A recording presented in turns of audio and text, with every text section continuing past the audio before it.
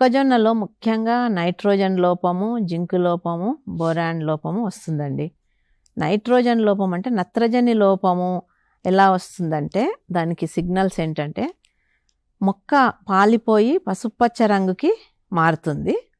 అదే కాకుండా ముదురు ఆకులు అంటే కాండము మొదట్లో ఉన్న ఆకులు పసుపచ్చ రంగులోకి మారతాయి. ఇంతేకాకుండా నత్రజని లోపం వల్ల కండెలు అంటే కంకులు చాలా చిన్నవిగా ఉండి ఆ కంకుల్లో అన్ని పొరల్లో విత్తనాలు ఉండవు, చివరి పొరల్లో విత్తనాలు నిండవు. కాబట్టి మనకు గింజ ఉత్పత్తి చాలా తగ్గుతుంది. ఇది నత్రజని లోపం వల్ల జరుగుతుంది. ఈ నత్రజని లోపము ఎరువు ఇవ్వకపోవడం వల్ల జరుగుతుంది.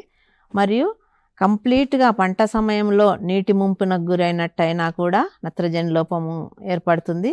బెట్ట పరిస్థితులు వచ్చినా కూడా నత్రజని లోపం ఏర్పడుతుంది. ఎక్కువ రోజులు వర్షపాతం ఉండడం వలన, ఒక్కొక్కసారి యూరియా అవి దొరకకపోవడం వల్ల వేయట్లేదు కాబట్టి యూరియా వేయకపోవడం వలన, ఇవన్నిటి వలన కూడా నత్రజని లోపం ఏర్పడి కండెలు చిన్నవిగా ఉండి గింజలన్నీ వరుసల్లో నిండక దిగుబడి తగ్గుతుంది. ఇది ఒక నత్రజని లోపం. ఇదే కాక దీన్ని సవరించుకోవాలంటే 2% యూరియా ద్రావణాన్ని మనము వారంలో 2 సార్లు పిచికారీ చేసినట్టయితే ఈ నత్రజని లోపాన్ని సవరించుకోవచ్చు. ఇదే కాకుండా జింక్ లోపం కూడా ఇంకొక పోషక లోపము. ఈ జింక్ లోపము వల్ల ఏం జరుగుతుందంటే ఆకులపై పాలిపోయిన తెలుపు పసుపు రంగు చారలు ఏర్పడతాయి.